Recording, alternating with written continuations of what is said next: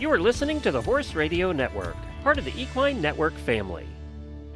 Hi everyone, Glenn the Geek here, Director of Podcasting for Horse Radio Network and Equine Network. I'm excited to announce a cool change to the Dressage Radio show. Don't worry, Reese and Philip are not going anywhere.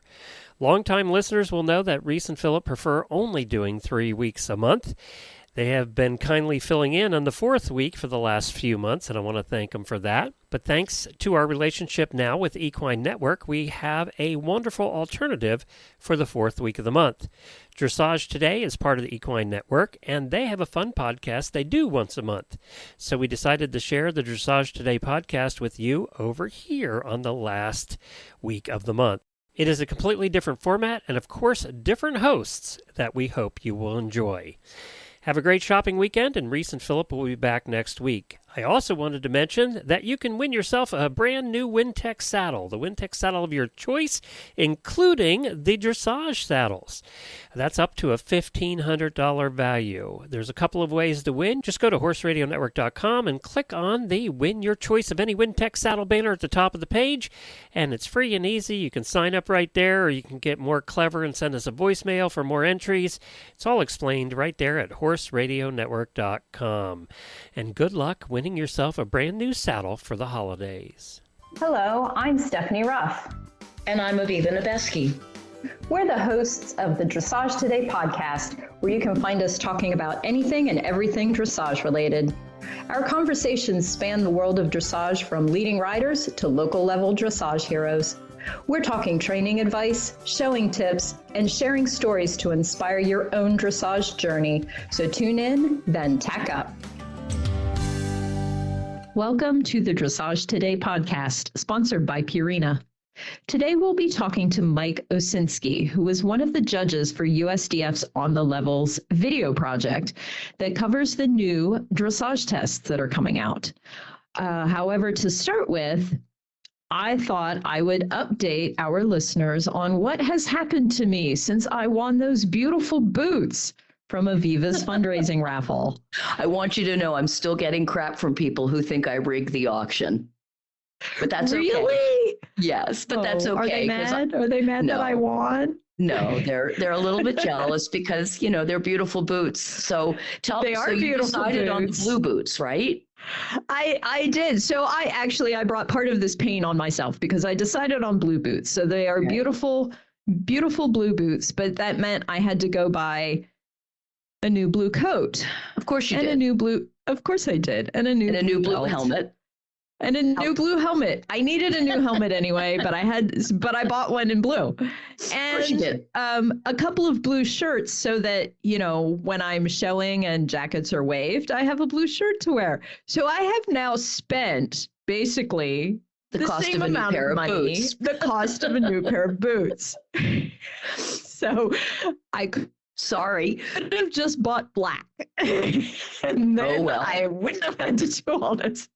So anyway, harking back to another podcast that we did, are you still going to wear white breeches? I am, yes.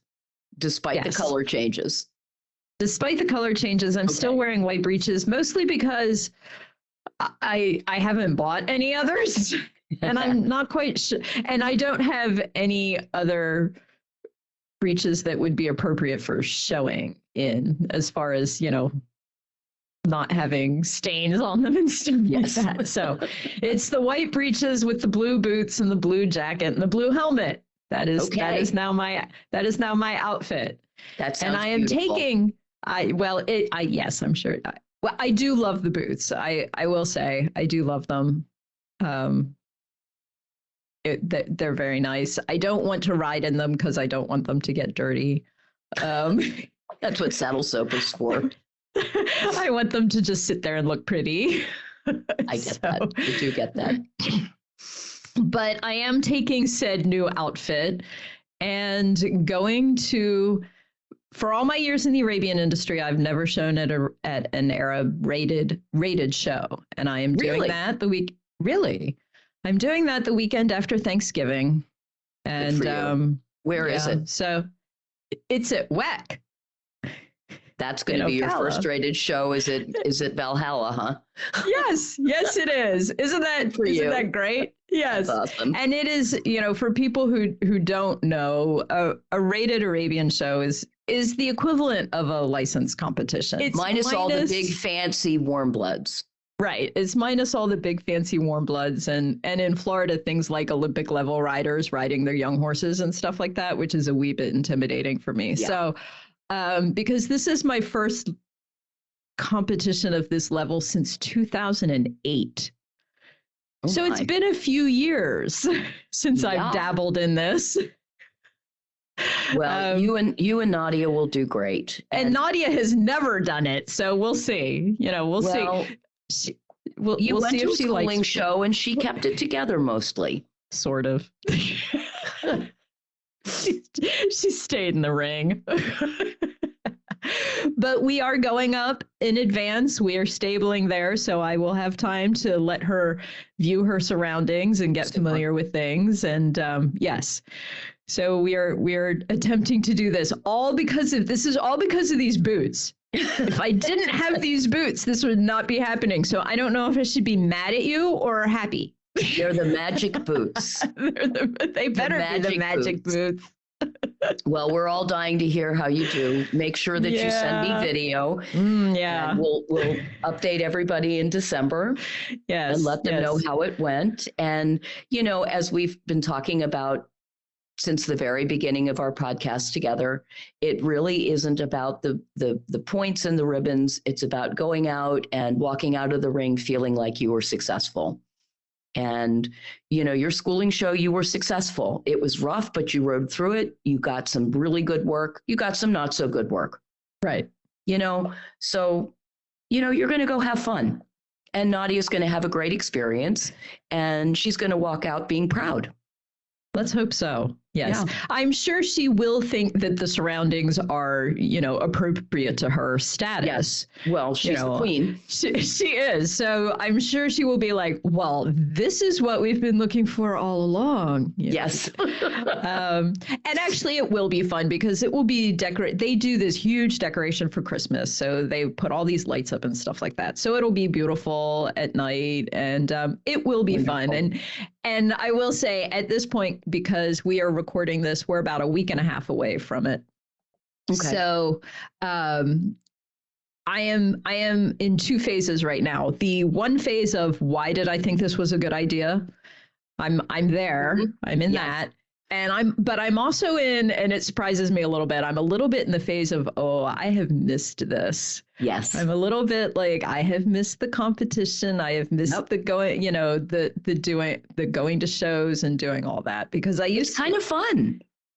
It is. And I used to do it a good deal. Are you going with someone? Do you have people? Is there a group of you?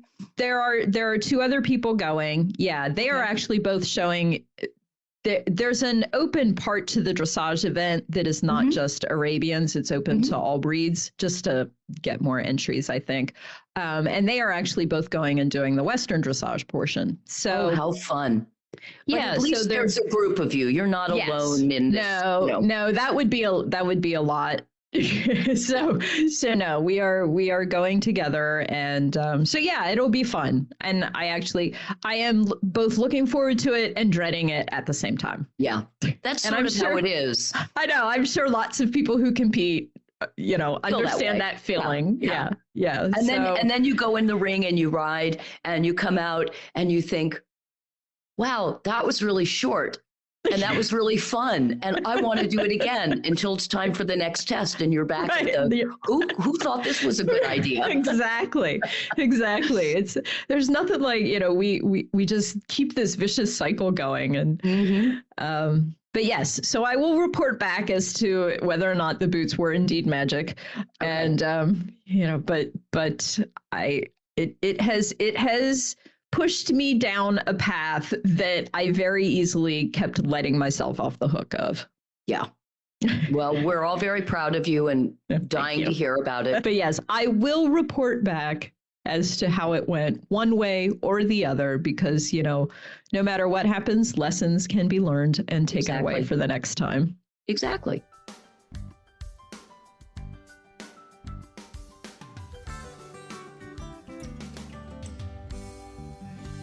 our Ask the L question for this month was sent in by Rachel.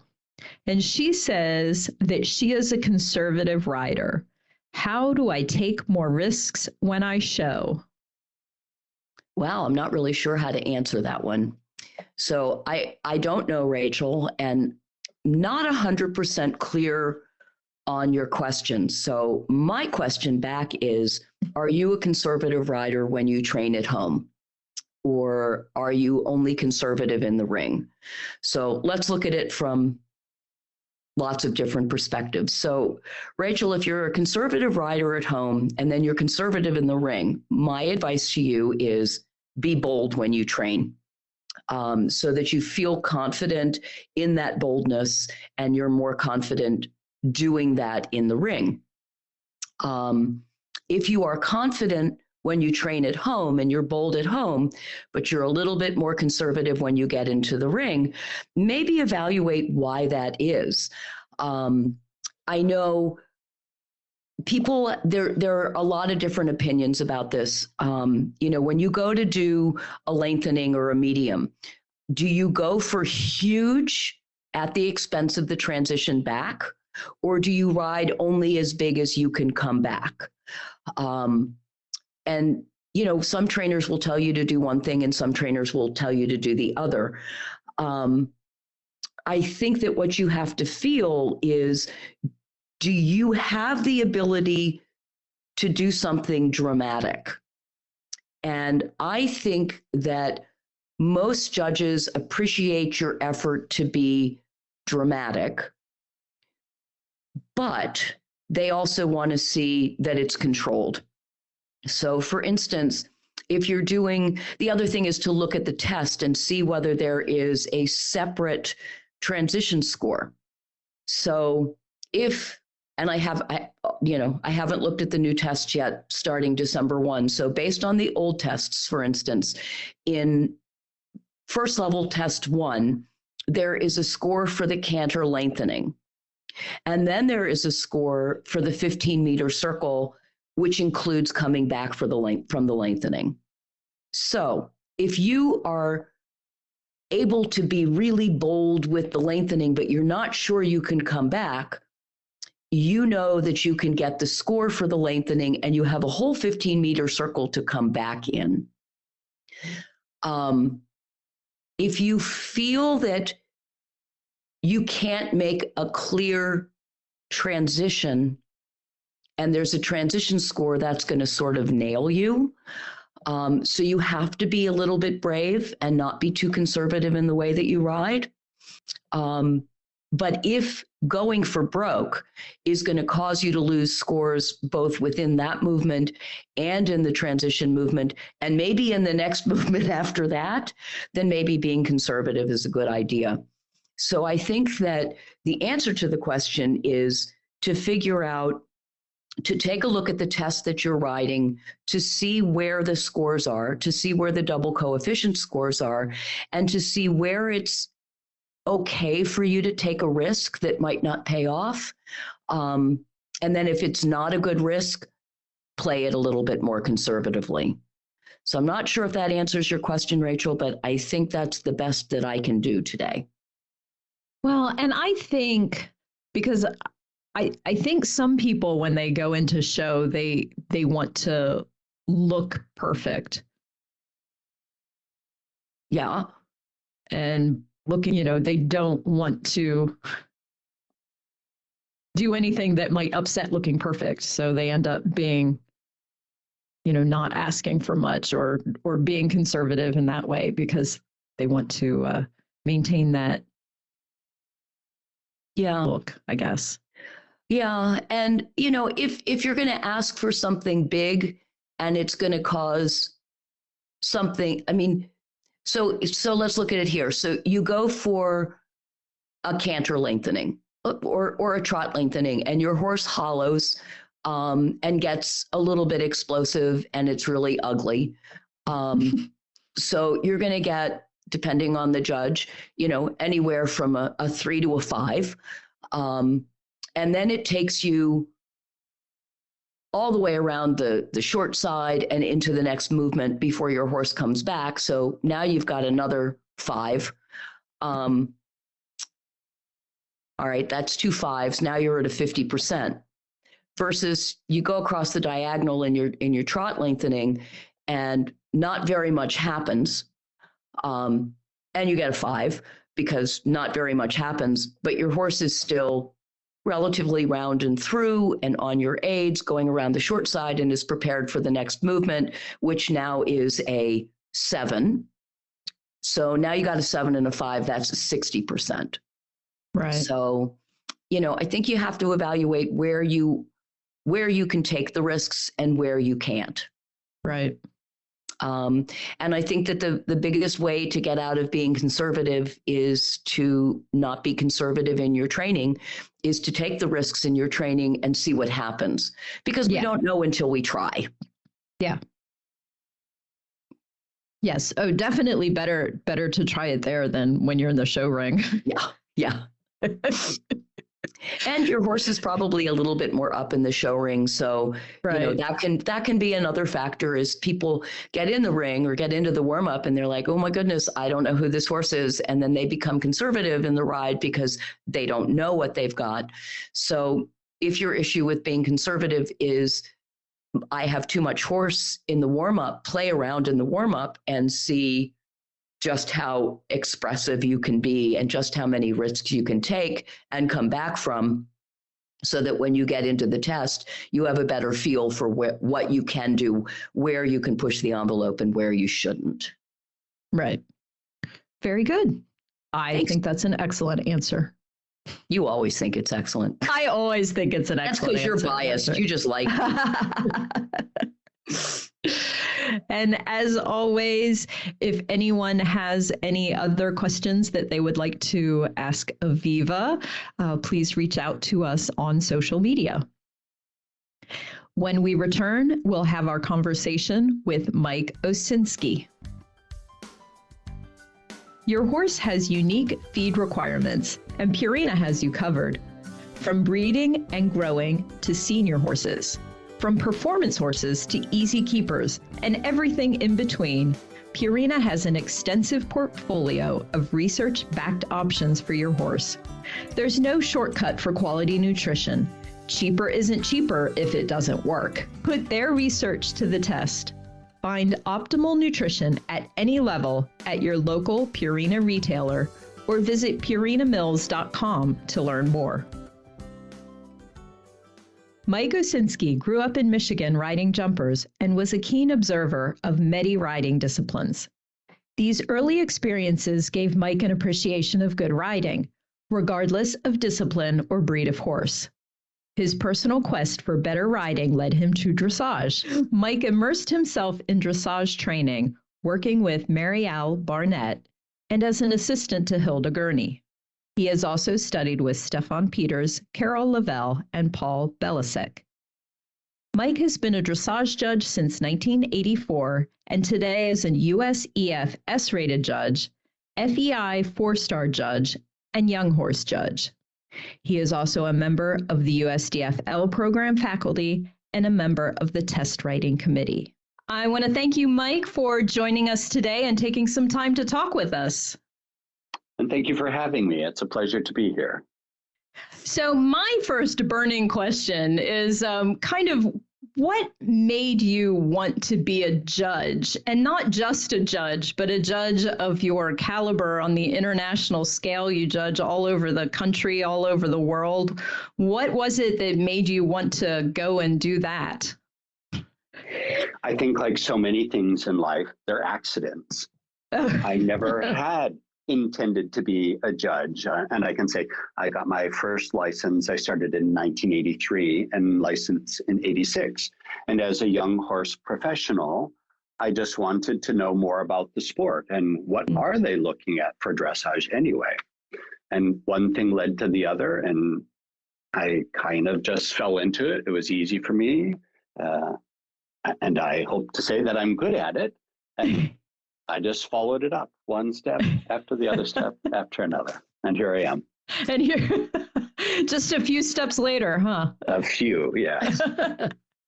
steps and years. Yeah. Well, what is it? So then what is it that you enjoy so much about being a judge? I have a passion for horses. I don't know where that comes from. I think maybe we could all genetically find that we have that. But I like the smell of horses. I like being around them. I still enjoy riding my horses and teaching people and sitting down and watching it. I just feel I'm blessed, and I get paid to see beautiful horses, and I enjoy the pressure of being on it. I also enjoyed competing as well, and sitting down on the international stage on the edge of my chair, trying not to make a mistake, really just excites me.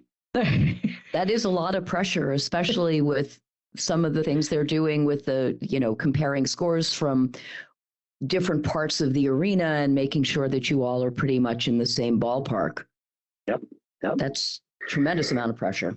It is a lot of pressure. And I'll say likewise, when you judge in front of the German crowd, they know just as much as you do, and they're very happy to boo you. Oh, really? So they judge as well, huh? Oh, yes. Yeah. Wow. So then, likewise, is there anything other than being booed by the German crowd? Is there anything that you dislike about being a judge? I think there are some misunderstandings out in the general public, and one of them that we often have to deal with is the press. And as you said, they're trying to make sure that you are all in alignment. And I have to say, but the reason we have multiple is because you cannot see everything from one vantage point. And so therefore, we do and should have different scores because we couldn't see something. And so you rely upon your colleagues to say, I did see that. And then the average of our scores will be the right score. So I think that misconception that we should all be exactly the same and little robots, needs to kind of go away. Well, yeah, I mean, even just going through the L program, which I did, just the difference between judging a halt at C versus E. Perfect. You hit it right on the head with that. If you see the horse dead straight in front of you, you're very happy to give a high mark. It is totally straight. And yet from the side, you're like, it wasn't at X and it wasn't square and it was resting hind leg. And oh, totally different color. Yes. I'm glad you took the L program. I hope it was good for you. It's one of the best things that I ever did for myself as a competitor, as a trainer. It's wonderful. And I'm like you, I love judging. I just love the act of sitting there and watching horses go and making comments that I hope people will take home and think about and improve based on that. So excellent.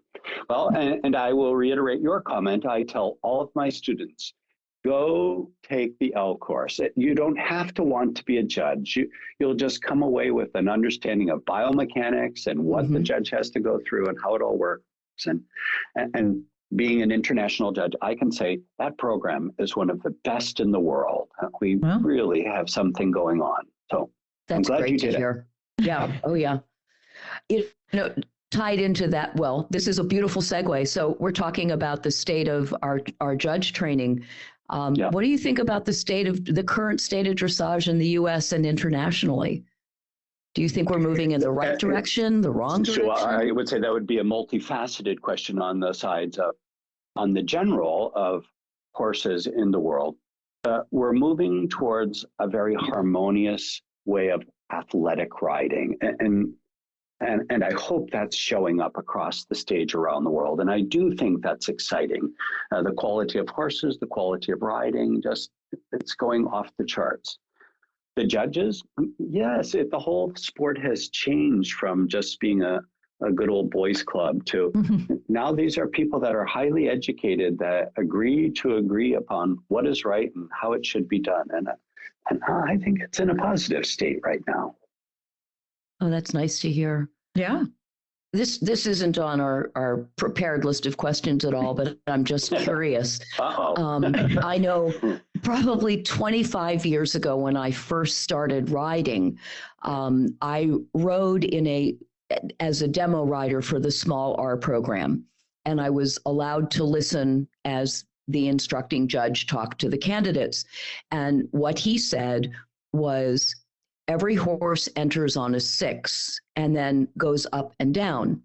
And when I went through the L program, not 20 years ago, but more like 15 years ago, we were told every horse enters on a 7. And if you look at the scores over the decades, they do seem to be getting higher. Do you think that it's because of the quality? Do you think that it's because we're more confident giving high scores? Do you think that we're understanding a little bit better that 10 isn't perfect, but excellent? Again, many questions in that. And I would say maybe Sorry. a little different philosophy. I believe they enter at a 10.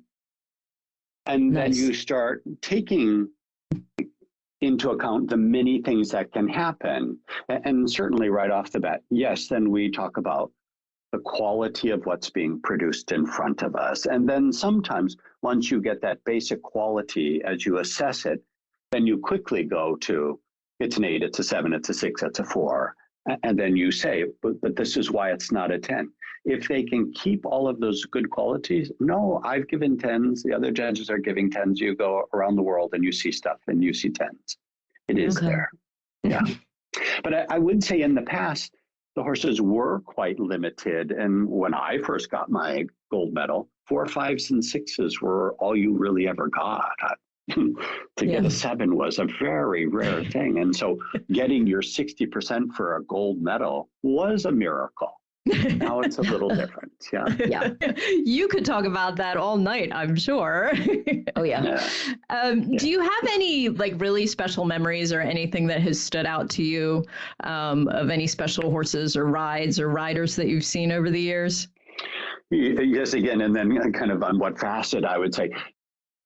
Certainly, when you see high caliber, high quality riding, the first time I saw the Allegro in London, England, I had goosebumps and I had tears welling up in my eyes because you knew this was something freakishly rare. And the atmosphere in that building was so electrified. And then I can say, and there are circumstances like that again when I judged the World Cup finals to see Delara go. It was such harmony and poetry and motion that you get goosebumps. Yeah. And then you could go to the opposite side where you've seen some riders nearly die because of horses trying to kill them and buck them off. And we don't want to talk about those. But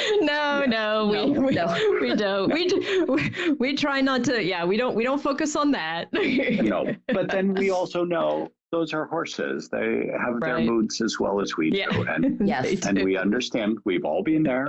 Yeah. Absolutely. So you are a member of the test riding committee, and the new tests are about ready to come out. I'm fascinated by the process of looking at the tests and changing the tests. They seem to be evolving. I mean, I've been riding dressage sort of seriously, competitively for about 20 years, and it seems as if the tests have changed a lot without changing at all. Yeah, I enjoy the process as well. I think this is my third go around on it. And the first time I just sat back and was just struck in awe by the whole thing. I can say, because now they're released and we start as of now prepping for the next go round in 4 years. Oh, really? Wow. We'll watch how they come out, and I'll say, we're all human. I can already tell you there's some mistakes on those tests. We tried to catch them. We tried to clean them up, but we know we have a couple things to fix yet for the next go round. We listen to you all that get to ride them, to watch them. We interview trainers. We say, what's working, what's not working. Some of the things we don't like what we hear, and other things we're like, okay, we'll modify that and we'll try. And there's some places where it's pedantic kind of judging things that we need to change. Why are we considering that? And we should heavily weight this more. And I think maybe this go round, although some of the tests were tweaked and tightened, fourth level is the place where we really overhauled it. And I do think this new 4.3 is going to be very special. So we'll see. Just in time for me to ride it. Thank you. You're welcome. I'm curious about a couple of the little changes that I looked at all of the tests and I diagrammed all the tests. And at the time, I was struck by this, that, or the other. And now, of course, I can't really remember. But I know one of the things that I was struck by first, of course, is, I started at intro. So training level, training 3 went back to the shallow loop from the serpentine. Yep. Yeah, we, again, kind of watched what was happening. And the serpentine didn't come out as strongly as we would have hoped for the results of the way the test was riding. And we had some visual problems of the way the walk was coming at the judge. So we needed to back that away. And we went back to, we look at scores as well across the board of how they're coming in. And things should be getting better, not getting worse. And so we didn't like how the scores were coming out and how the test was riding and how the training progressed. So we went back to the single loop, and I think it'll be better. I think the tests will ride cleaner and the walk is in a better position. So, well, speaking as somebody who sees a lot of training level, that serpentine was rough. Yeah. We had hoped for better results. That's a tough movement. Yeah. Yeah. Yeah, I could have a little stamp for what was wrong. Yeah, because it was pretty consistent over and over again. And it's like, well, we tried. Yeah. Yeah. I also remember that when I first started riding, that first level did require all sitting trot, and then it went to your choice. And we're still at your choice. What was the thinking behind that? Yeah, and on the greater scheme, as we do all of this, we try to always evaluate and listen to the other side of the coin on this one. And there's a group out there that believes that maybe all should be rising trot, that it's freer on the horse's back. And we do consider that and the pros and cons of what's happening. But we think in the long run, the younger horse should get its back up and going, should be swinging, that the riders should have a little more time to enter the sport and play with their horses a little bit more. And that rising maybe is a little bit more progressive and easier for the rest of the world to deal with. But in the long run, collection really comes from the rider's core and how they use their seat. And so the theory and the question of could everything be done rising? Yes, you see as above earth, rise through piaffe and passage. And I'm like, yeah, but you have to sit the canter anyway. So that's true. You have to sit down. And we know that not everyone can sit, but then that doesn't mean we should change the sport totally for them. So I don't think it will be mandatory at first level. I see it go back and forth. Sometimes it's helpful, and sometimes I think it's to the detriment of the horse. Yeah. But second level, yeah, it's time to sit. Yeah. Okay. And also with first level, it used to be the horse sort of reaching into the bridle, and now we are looking at on the bit. Yeah. That's just kind of like saying, what's the hue color for you if I say blue? Well, there's many shades of that, and there's many degrees of it. And so how do we fairly say, well, you can kind of sort of be on the bit, but the next judge is like, that's not on the bit. And so the training has gotten better around the world in the last 10, 20 years, and the horses truly are on the bit. And it's okay to just say, yeah, let's accept that. Let's put them on the bit politely and harmoniously and keep going. Okay. Yeah, that one has stirred up some. I'm sure you've seen or heard. That one has stirred up some conversations already. From and it people. Should. That's good. You should think. Yeah. But when you go to these shows, they are on the bit. There's no question about it. And if they're not, is it, and if you think that that is all about good posture, if the horse's back is sagging and down, is that really for the betterment of the horse? And the answer would be no. Right. They should be. Yeah. We do leave a margin of error to say just a little bit, of not quite through and all the way connected. Yeah, that's still okay. Yeah. Don't have to look like a Grand Prix horse yet. But they have to look as if they're trying to head that way. For sure. Yeah. You would say that in jumper, is it okay if you don't jump the fence? No. You have to clear the obstacle. And we say the same. Then it has to be on the bit. It's not okay if it's not. Right. Yeah. Yeah. Jumpers, it's a little more black and white. You jump the fence, or you don't jump the fence. Or you jump the fence and knock it down. But Bingo. Yeah. And then you get to hunters and let's talk about that. Yeah, you have to go over the fence, but there's a certain degree of, finesse and expectations. And I think that's what to me, that's when you say the different hues of blue, that's that same concept. Yeah. Super. Yeah. That's how we view it as well. Yeah. So then fourth level did change quite a bit. Yeah. Did you just want to, mix it up, or, what was it not what you wanted? We listen to everyone on this, and you could say there are differing philosophies. Fourth level test 3 is the hardest national test, if you don't count the developing programs, for the US. Should that test be the hardest test? Should it be harder than Pre-St. George? Or should it be a stepping stone and easier? And both philosophies have to exist there. And so for a while, we did try to make it harder than Pre-St. George. We did want horses to be ready to go on the international stage and be prepared.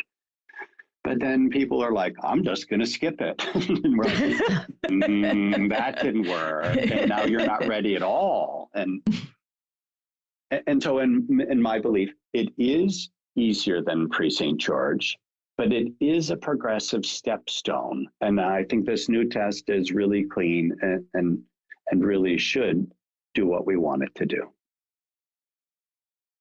Wait, and that is being the stone to Pre-St. George then? Correct. Okay. So you have 3 changes in the 10 Ps rather than 5 for Pre-St. George. Your pirouette is allowed to be a little bit larger than the Pre-St. George.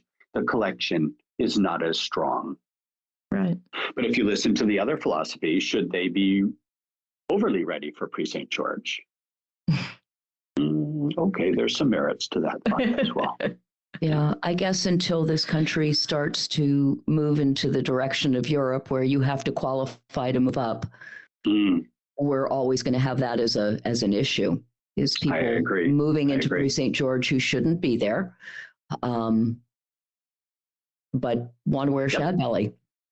Bingo.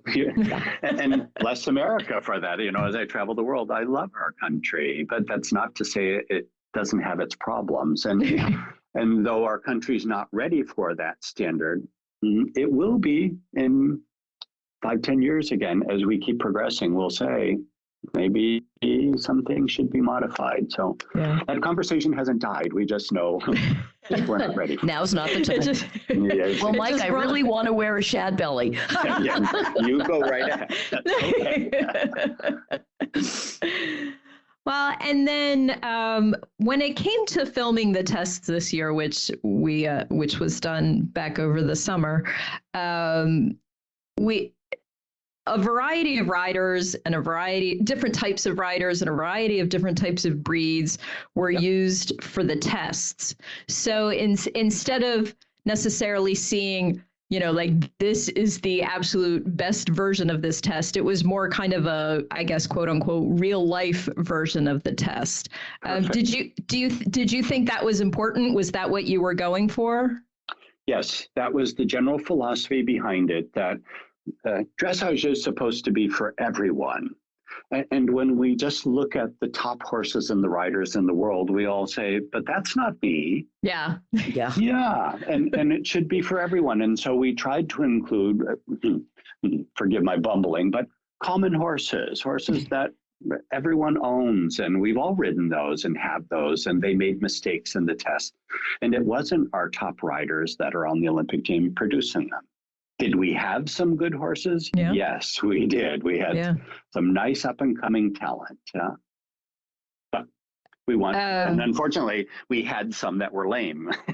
We then said, well, maybe that's a little too much. And I think we should edit that out a little bit. But, well, no, those are the schooling shows that I judge. yes. But that's the truth, right? They're out there. And there's also a place for those horses as well. So yeah, maybe just not on the video. Probably not. No, probably not. No.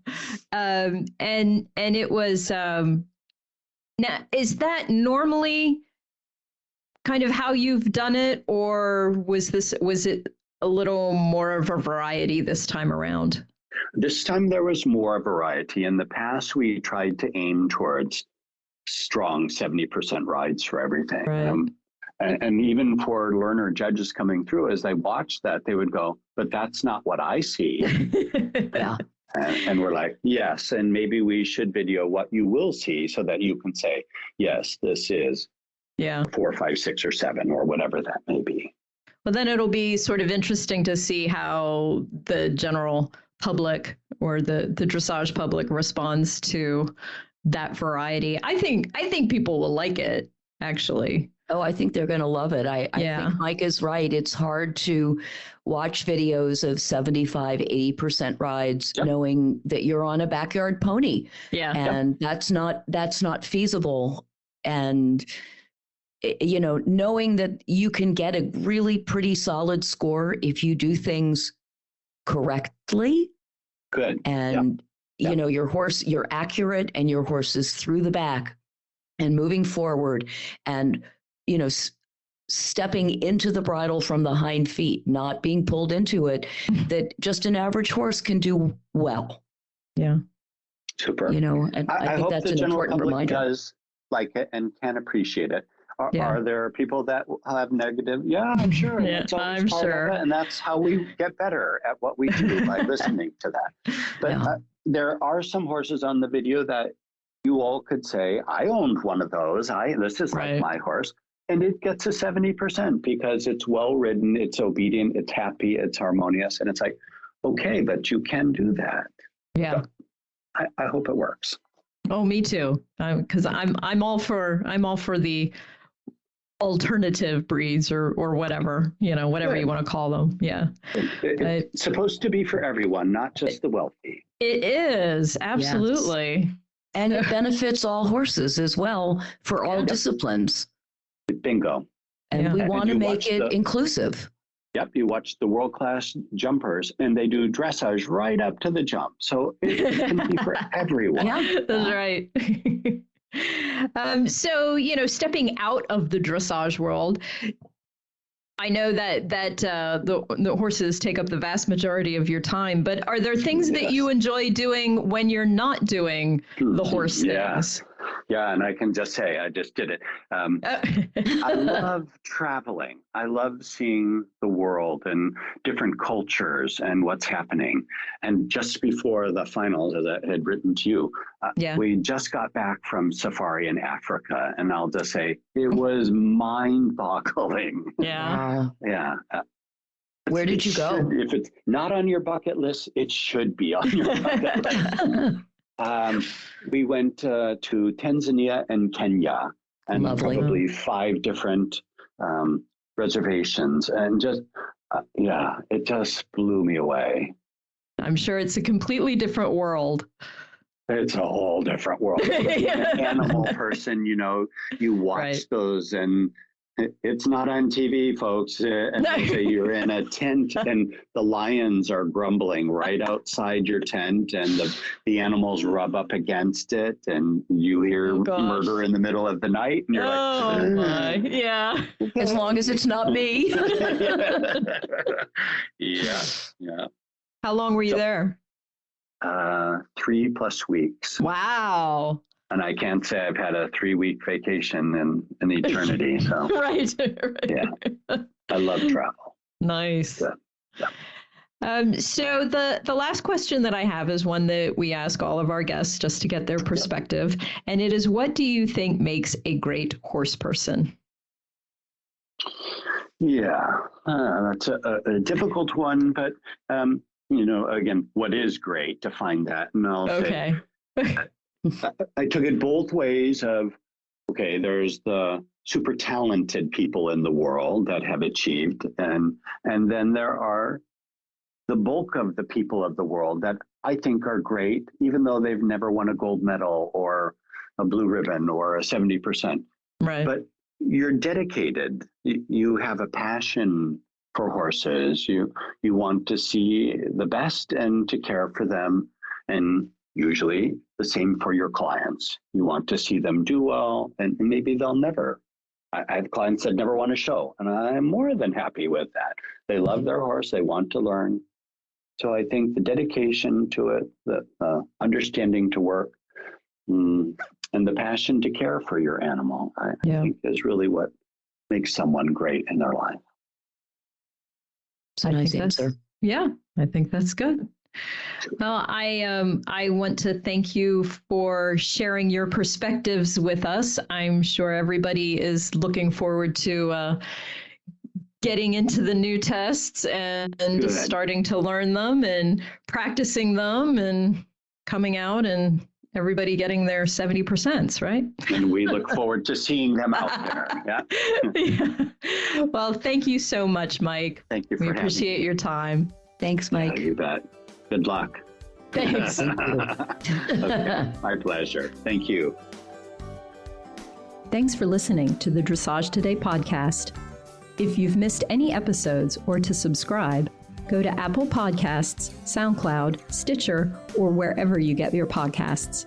While you're there, please rate and review the show.